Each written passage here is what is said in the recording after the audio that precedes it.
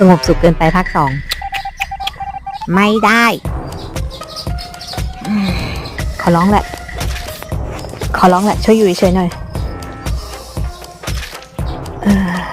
ฉันกว่าจะได้เดินทางกลับก็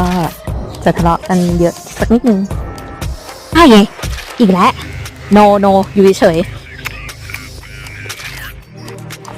โนไม่หยุด